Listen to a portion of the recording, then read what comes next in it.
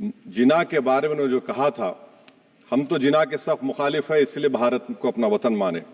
मगर 42 में आपके प्यारे वीर और जिना की पार्टी ने नॉर्थ वेस्ट फ्रंटियर, सिंध और बंगाल में मिलकर हुकूमत चलाई और उस हुकूमत ने 1.5 लाख हिंदू और मुसलमानों को अंग्रेजों की फौज में शामिल कराया ताकि वो लड़े। तो किसी शायर ने अच्छा कहा था वजीर आजम के बारे में कि फरेब देकर जमाने को पारसा ना बनिए, इन्हें कहो कि वो बंदा बने खुदा ना बने, अमीर शहर यही चाहता या हजरत कि हमारी चीख गले में रहे सदा ना बने। दूसरी बात मैडम, हमारे वजीर दिफा जनाब राजनाथ सिंह साहब ने बड़ा ही अजीब व गरीब और तकलीफ दे बात कही उम्मुल मोमिनीन के बारे में और उम्मुल किताब के बारे में। उम्मुल मोमिनीन उनको कहते हैं जो हमारे प्रॉफिट मोहम्मद सल्लल्लाहु अलैहि वसल्लम की वाइफ हैं। वो हम तमाम मुसलमानों की माँ, हम उनको तस्वुर करते हैं, मगर हम उनकी इबादत नहीं करते। हम अपनी माँ की इबादत नहीं करते। उम्मुल किताब कुरान है, हम कुरान की इबादत नहीं करते। कुरान अल्लाह का भिजावा कलाम है। तो उसके बारे में भी शायर ने अच्छा कहा कि खबर नहीं जिन्हें अपने दीन और मजहब की, हमें वो दीन का मतलब सिखाने निकले हैं। अहम बात यह है कि मैडम, हमारे मुल्क का आइन का इस लफ्ज से आगाज होता है वी द पीपल। इसका आगाज भारत माता के नाम से नहीं होता है। हमारे संविधान का जो प्रियम्बल है वो क्या कहता है? Liberty of thought, expression, belief, faith and worship. अगर दस्तूर का ये पहला सफा ये बात करता है तो फिर कैसे किसी शहरी को किसी खुदा, देवी, देवता की इबादत करने पर या सजदा करने पर मजबूर किया जा सकता है? आप ही की पार्टी से आज की जो बातें हुई है इसी कब हो रही हैं। हमारे कॉन्स्टिट्यूंट असेंबली में मैडम एक मोहतरमा थी रोहिणी कुमार चौधरी ने एक तजवीज दी थी कि प्रियम्बल में किसी देवी के नाम से शुरू हो। उन्होंने खास तौर से वंदे मातरम का जिक्र किया मगर उसको कबूल नहीं किया गया। फिर केवी कामत साहब ने एक तजवीज दी कि इट्स सिटीजन्स को बदलकर हर सिटीजन्स किया जाए और खुदा के नाम से शुरू किया जाए, वो तरमीम को मुस्तरद कर दिया गया।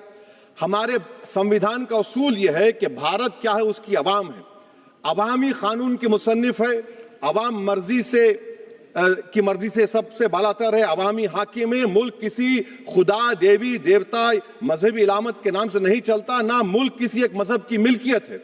इसीलिए बाबा साहब अम्बेडकर ने क्या कहा था? उन्होंने मदर इंडिया के नजरिए को मुस्तरद किया। बाबा साहब ने एक नई इस्तिलाह वजह कर दी और कहा कि भैक्षित भारत, ये बाबा साहब अम्बेडकर ने कहा।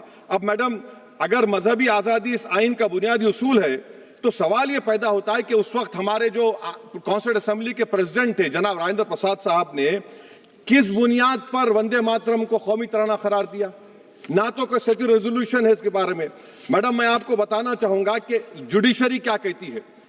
बीजू इमैनुअल केस है 1986 का, जिसमें जिहोवा विटनेस ने कहा कि मैं नेशनल एंथम के वक्त खड़े रहूंगी, पढ़ूंगी नहीं। सुप्रीम कोर्ट ने कहा कि उसने कोई गुनाह नहीं किया। वहीं एक 2017 का केस है अश्विनी उपाध्याय का केस सुप्रीम कोर्ट का, उन्हें कहा गाइडलाइंस दिए जाएं वंदे मातरम पर, सुप्रीम कोर्ट ने नहीं कह दिया। फिर आप आ जाइए madam, prevention of insult act national 1971, इसमें नेशनल सॉन्ग नहीं है, सिर्फ नेशनल एम्बलम और आपका नेशनल एंथम है। फिर आप आ जाइए 40th अमेंडमेंट आर्टिकल 51 है, 76 में पास हुआ, उसमें भी इसका कोई जिक्र नहीं है। मैडम, मैं आपके सामने बताना चाहूंगा कि हमारा भारत एक इसका मजमुआ क्या है। इसमें हिंदू है, मुसलमान है, सिख है, ईसाई है, जैन है, एथिस्ट है, मेहनतकश है, किसान, गरीब, मजलूम और दलित है। मगर अगर जो तकारीर आज हमने यहां पर सुनी और बाहर जो सुनते हैं, अगर भारत को देवी कहने और उसके आगे सजदा करने, तो दरअसल कौम परस्ती को, वतन से मोहब्बत को मजहब में तब्दील कर रहे और फिर यहां पर बोल रहे कि अगर भारत में रहना है तो वंदे मातरम गाना पड़ेगा। भाई, ये तो संविधान के खिलाफ है, सुप्रीम कोर्ट के जजमेंट के खिलाफ है। अगर वंदे मातरम मैडम कौमियत का मियार है तो फिर सवाल यह है कि हजरत मोहानी की कौमियत क्या थी जिसने इनकलाब जिंदाबाद का नारा दिया? अगर यूसुफ मेहरली ने quit India Simon go back का नारा दिया तो उसकी कौमियत क्या थी? अगर हैदराबाद से मौलवी अलाउद्दीन जो मक्का मस्जिद का पहला मुजरिम है काला पानी में, और तुरेबाज खान जो मारकर लाश को लटका दिया गया था हैदराबाद में 8 दिन तक, उसकी कौमियत क्या थी? अगर इनायतुल्लाह काफी जो जिहाद का फतवा अंग्रेजों के खिलाफ दिया मुरादाबाद में, जब उनको 2 दिन में फांसी की सजा दी गई, और जब फांसी की सजा के वो जा रहे हैं तो इनायतुल्लाह मौलाना काफी की जबान पर क्या था? वो रसूलुल्लाह हमारे प्रॉफिट की नात पढ़ रहे थे। क्या पढ़ रहे थे? कोई गुल बाकी रहेगा ना चमन रह जाएगा, पर रसूलुल्लाह का दीन हसन रह जाएगा। तो उनकी कौमियत क्या थी? माल्टा की जेल में महमूदुल हसन, हुसैन अहमद मदनी 6 महीने माल्टा की जेल की ग्राउंड में पड़े रहे, उनकी कौमियत क्या थी? अल्लामा फजल खैराबादी का वो सल काला पानी का पुकार पुकार कर इनसे पूछ रहा है, जो वहीं पर मर गए, खबर वहां पर है, बताओ मेरी कौमियत क्या थी? मैडम, मैं एक मुसलमान हूं, मैं इस्लाम को मानने वाला बावकार इंसान हूं, और मेरे मजहब की बुनियादी तालीम तौहीद है, ला इलाहा इल्लल्लाह, नहीं है कोई खुदा सिवा अल्लाह के। और कुरान में अल्लाह क्या बोल रहा? इय्याका नाबुदु इय्याका नस्तईन, तुम मेरी इबादत करो, मुझे मानो। मुझे कहां से मिल रहा? आर्टिकल 25 से मिल रहा है। मुझे कहां से मिल रहा है? Liberty of thought, expression, belief, faith and worship से मिल रहा है।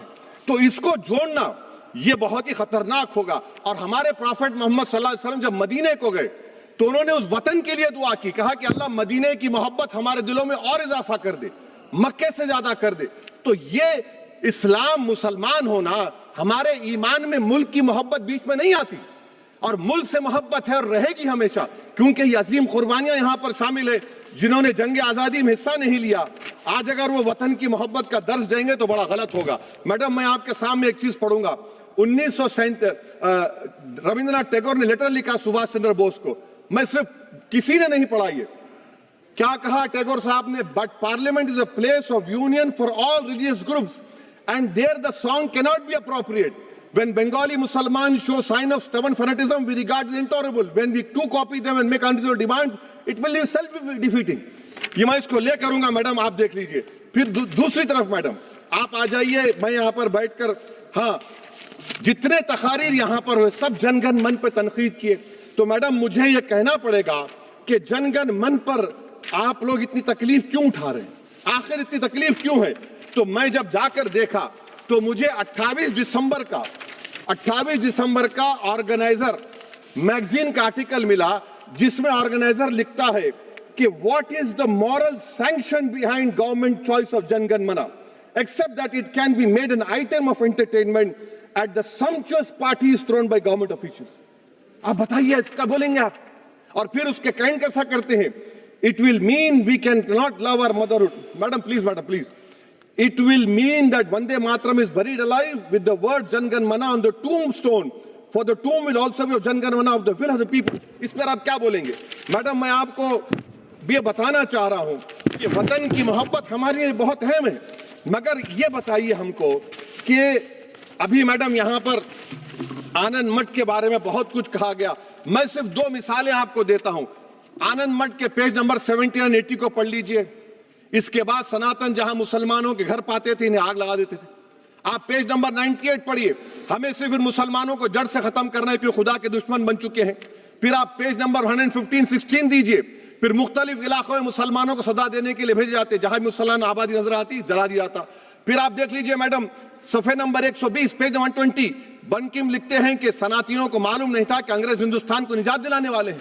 ये आप क्यों कर रहे हैं? अब आप मैडम, मैं आपको पेपर्स दे कर दूंगा। मैडम, भारत में हमारी आजादी इसलिए आई और बरकरार रही कि हमने मुल्क और मजहब को एक चीज नहीं बनाया। हमने ऐलान किया कि हमारी मुल्क मुख्तलिफ तबकात मज़ाहिब पर मुश्तमिल है। हमारे मुश्तरका तकदीर हमारी कौमियत का सरचश्मा है। यह खास जबान, सकाफत, मजहब नहीं है।